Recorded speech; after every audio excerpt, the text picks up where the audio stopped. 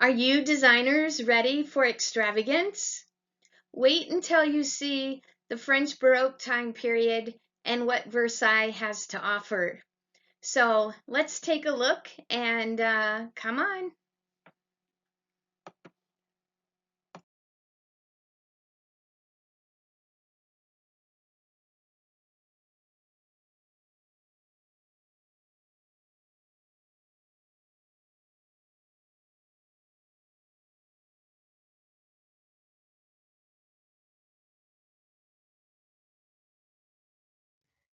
Louis was a mere child of 4 when his father died, but he was not allowed to rule until he became 13. The young king soon showed himself to be an autocratic, meaning hands-on ruler. All his life he worked hard at being king. He believed it was his job to make France great by personal attention to detail. Louis said, "I am the state." The final years of Louis XIV's reign were marred by his persecution of Protestants and bitter losses in war. His personal life was also marked by tragedy. Between 1701 and 1712, his brother, son, grandson, and beloved granddaughter-in-law all died.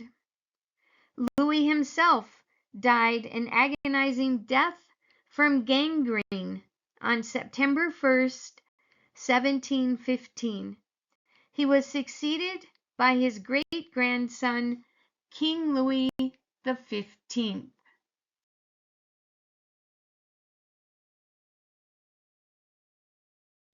Louis XIV chose the sun as his emblem. The sun was associated with Apollo, god of peace and arts, and was also the heavenly body which gave life to all things, regulating everything as it rose and set. In his daily life, King Louis XIV established elaborate forms of etiquette and surrounded himself with nobles who sought advancement through his favor. Architecture, decoration, and art in general were an essential part of his system to create work and emphasize the glory of king and state. Festivals, plays, ballets, banquets, and dazzling fireworks were the costly amusement of his vast entourage. Poets, artists, and scholars were richly patronized. At the height of his career, Louis made the greatest error in the revocation of the Edict of Nantes. This denied freedom of worship to the Huguenots, many of them talented craftsmen. As a result, thousands of Frenchmen were forced to immigrate to Holland, England, Switzerland, and America. When Louis died, he left France burdened with debt, its resources exhausted, its credit gone, its ships and foreign trade subservient to England, and its people impoverished. Despite all of this, however, Louis taught the people of France the art of living. Before we talk about that famous chateau called Versailles, I want to talk about another chateau that you may not be so familiar with, and that chateau is called Vaux-le-Vicomte. Now, early in the reign of Louis XIV, the king had a minister of finance by the name of Nicolas Fouquet. Nicolas had built for himself on the outskirts of Paris a chateau. He was very proud of his chateau, and once he had it finished in terms of being built and decorated and landscaped. He had basically a big party. He invited the king and the court to visit him. Well, what happened is that Louis was greeted with a structure and gardens, the splendor of what he had never seen before. And quite frankly, he was jealous. He was intolerant of rivalry. So he then suspected irregularities in the royal accounts, said he discovered them, and jailed Nicholas for life. Louis then decided to build a chateau or a palace that would never be excelled in size and beauty. So take a look at Vaux-le-Vicomte, the home that Nicholas built. Look very closely, because when we start to look at Versailles, you're going to see quite a few similarities. One thing I want to mention before we really start looking at these slides is that when Louis XIV decided to enlarge upon Versailles, he hired the architect, the decorators, the landscape architect that had worked with Nicholas and who also were responsible for the design of Vaux-le-Vicomte. So keep that in mind, and no wonder we see so many similarities.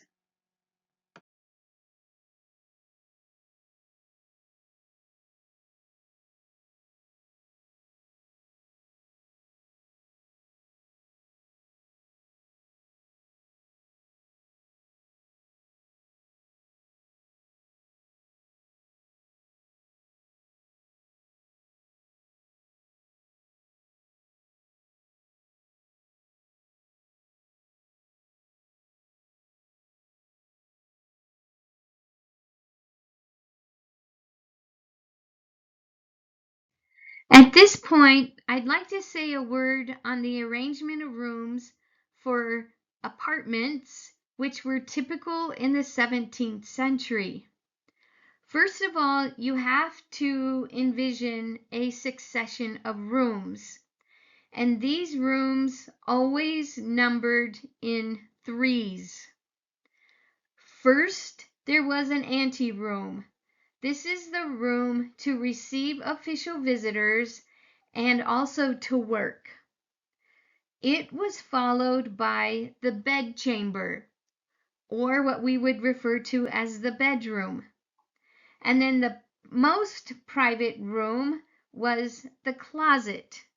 And a closet back then was not like a closet of today. A closet was more or less like an office.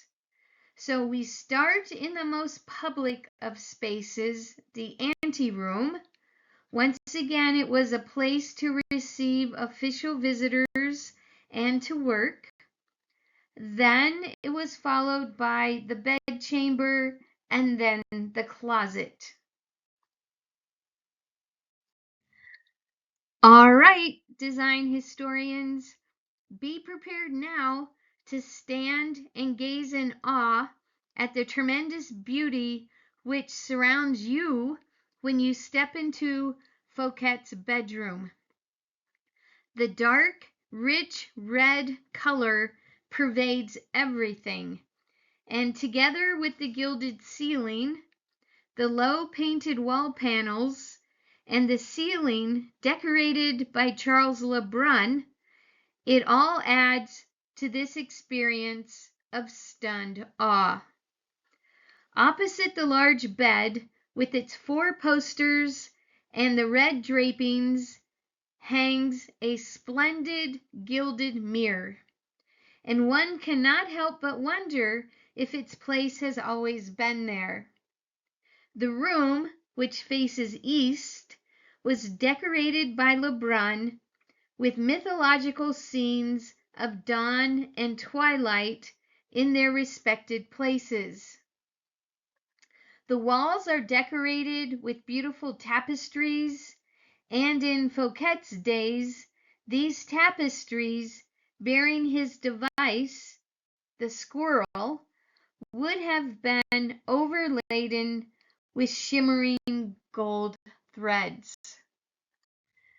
This slide depicts the anteroom, which was once again used as the reception area. The walls in this space were decorated with paintings from the minister's vast art collection, for which he was so famous. Many of these pieces of outstanding art, which he had acquired during his lifetime, showed his impeccable taste. These were seized after Fouquet's fall and placed into the royal collection. Others, which had not been stolen by the king, were later sold by Madame Fouquet to pay back her imprisoned husband's debt. Can you believe in this auction the king himself bought 14 gold-woven rugs, 120 tapestries, marble tables, brocades, and gold and crystal vases. You might also be surprised when looking at this slide that there are rush mats on the floor. You're probably wondering why. Well, the reason is because parquet flooring was only introduced in the 18th century. Rush mats were used extensively to protect the feet from the cold of the stone floor in those days. Without further ado, let me introduce you to the closet. The closet, once again, is comparable to what we would refer to as a home office. It was the most private space in the apartment. It was a space where only the most important visitors were invited. They most likely would be there discussing matters of the state in absolute privacy. So once again, it was the most private spot in the apartment. This is Madame Fouquet's closet. This room is facing east and south, overlooking a magical garden. Even today, this room is stunning with its soft blue wall coverings. But you have to imagine numerous small mirrors hanging on the walls, all gilded and polished. Every moment, every beam of light reflecting and dancing on their silver surfaces.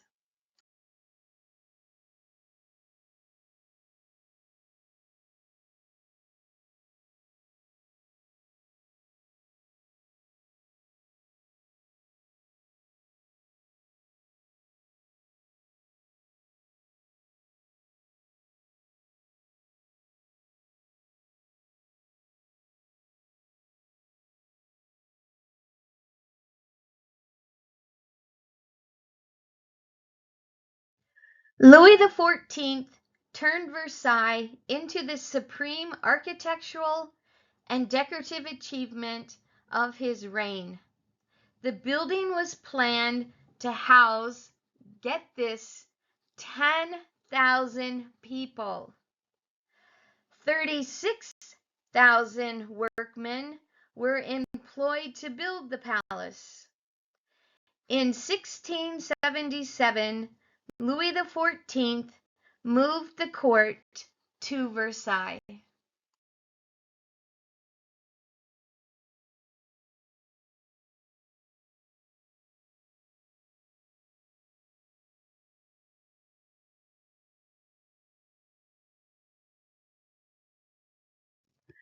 André Lenotre is the most well-known of all French landscape gardeners.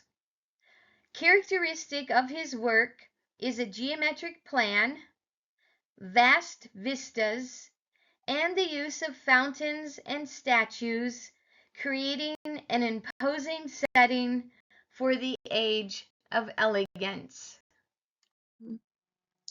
This is an image of what Versailles looked like in the year 1668.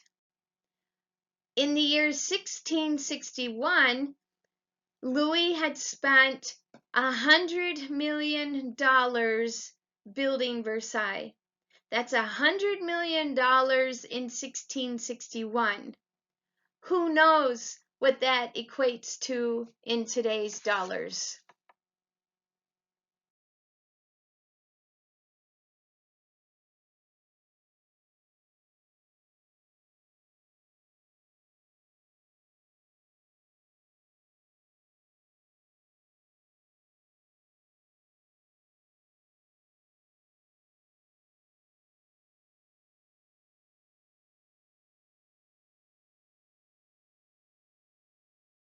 In the Hall of Mirrors, its walls are lined with Corinthian pilasters of green marble, which alternately separate arched windows and arched mirrors. The ceiling, which springs from a richly treated entablature, is a semicircular plaster barrel vaulted arch painted by Lebrun.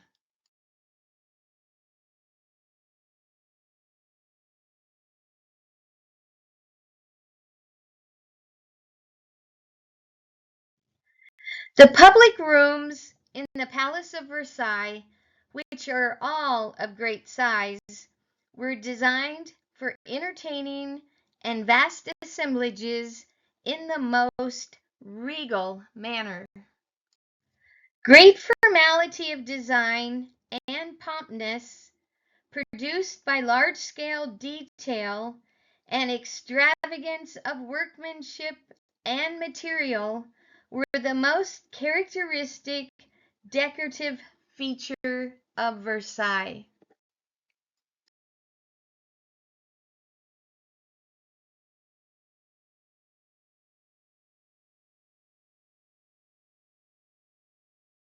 In the salons of Versailles, the permanent elements of the large rooms, such as walls, ceilings, doors, and windows, were the important features of decoration. Movable objects and furniture were regarded as secondary motifs. As a result, most of the furniture was placed against the walls, leaving the center of the room clear. The walls and ceilings were treated as composition, one composition of decorative paintings, carvings, tapestries, paneling, and mirrors.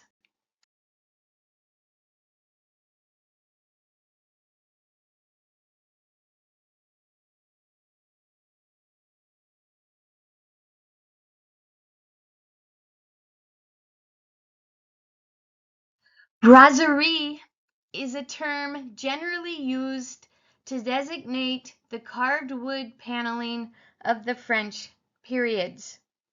It was customary to gild the moldings and carved ornament to contrast with the background painted in an off-white tone. This produced an exceedingly regal effect and became a standard method of decorating the woodwork.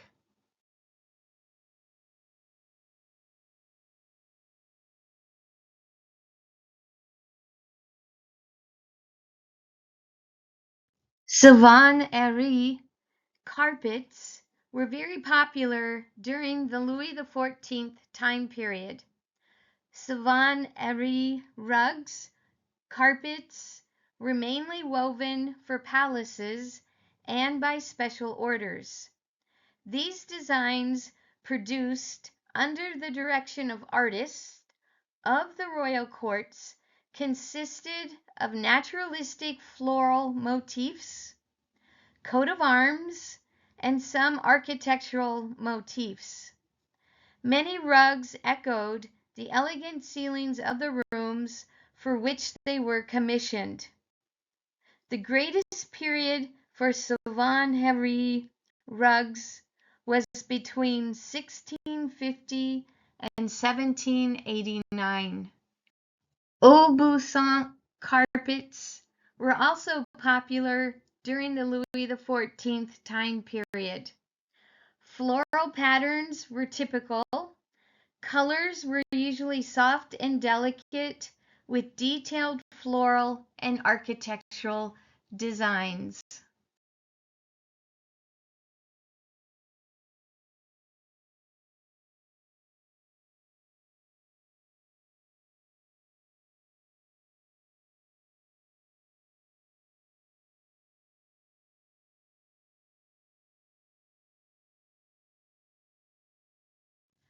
Italian artist Gian Lorenzo Bernini was the most famous sculptor and architect of his day, having designed the colonnade in front of St. Peter's in Rome. Louis XIV summoned Bernini to Paris in 1665 in order to ask him to rebuild the Louvre, and it was during this time that Bernini sculpted this bust of the king. This is one of the few portraits for which Louis XIV agreed to pose, and it shows the 27-year-old man as a young, handsome, and majestic.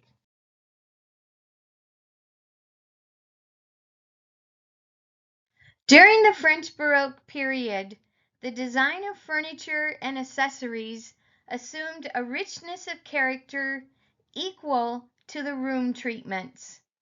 The furniture industry in France was very well organized. A special guild of cabinet makers and apprentices was organized by Lebrun. The cabinet makers were given quarters in the Louvre and were directed to create more magnificent, more beautiful, and more novel furniture than had ever been produced. André Charles Buhl was one of the most famous cabinet makers of all time, and it was Lebrun who appointed Buhl to the king. André gave French furniture a national character. Until Buhl, French furniture had no distinctive style. It was a mixture.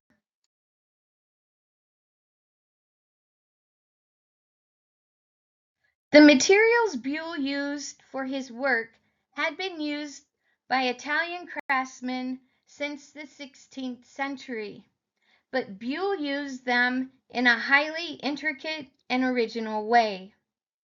Those parts of the furniture not covered in marquetry were veneered with ebony. The color was sometimes enriched by laying red foil under the tortoise shell.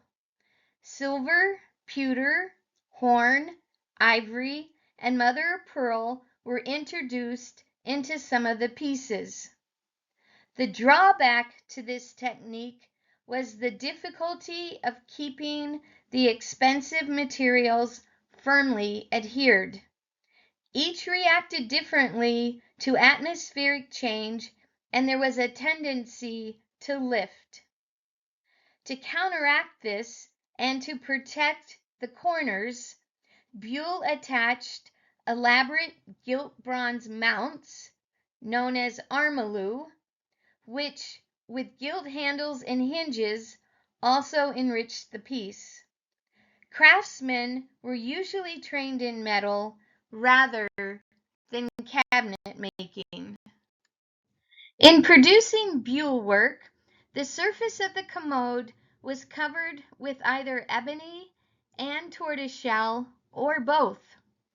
Thin sheets of brass, bronze, or pewter were then carefully cut into elaborate arabesque or other foliate patterns. Both positive and negative metal images were used to create impressive, quote, matched designs. That means that you would produce pairs. So you would have a pair of commodes. One would use the positive image and the other would use the negative. So this way, all the precious metal was used without waste. Buhl work marquetry appeared on a variety of objects, including cabinets, armoires, clock cases, and accessory items. The large rooms of the French Baroque period called for heaviness of proportions and structure in the furnishings. Louis himself stood an astonishing 6'3", which is unusually tall for this period, and since his comfort was a primary concern for Lebrun, chairs were adequately oversized and not scaled for normal stature.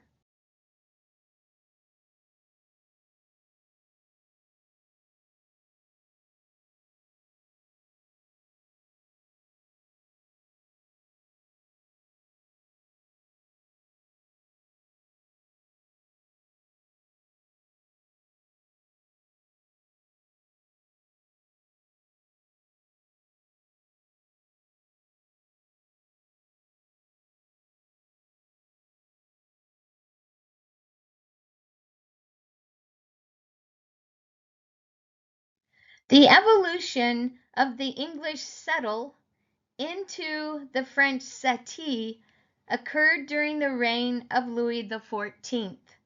The French canapé is the first introduction to the formal couch or sofa. The uncomfortable upright back forced the sitter into a formal position.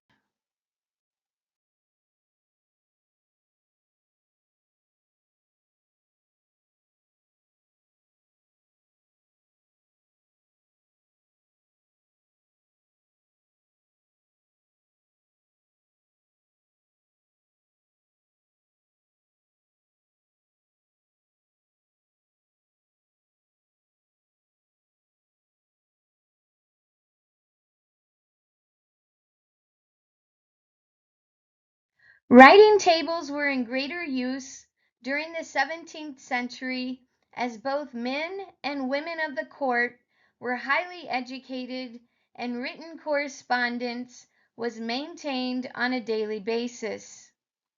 Some writing desks were simply tables fitted with a single center drawer, while others were fitted with side drawers as well.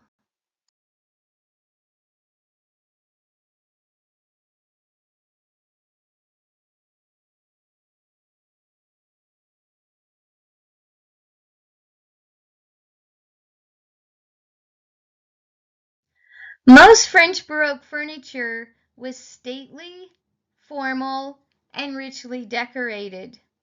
Secondary storage units, such as the jewel cabinet portrayed in this slide, were not simply functional, but reflected the wealth of the owner. The cabinet doors on these pieces displayed richly detailed Petradura or Intarsia botanical patterns. The stands were equally ornate, carved with classical figures, saltire stretchers, or aprons.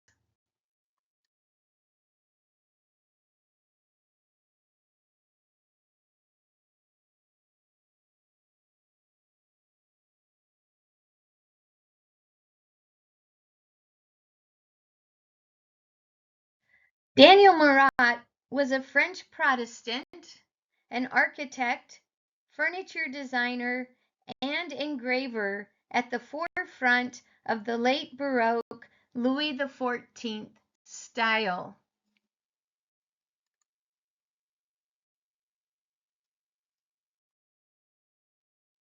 This concludes my PowerPoint presentation for the French Baroque period. Now, I did put on the Canvas site a movie documentary that addresses Louis XIV and the building of Versailles. So I think you'll really enjoy it. This movie is made with 3 parts, but you're only required to watch the first part. The second part involves Louis XV, and the third part, Louis XVI. So, in case you get really involved and enthralled in this movie, be sure to watch parts 2 and 3. I think you'll really enjoy them. All right, that's it for now. Bye bye.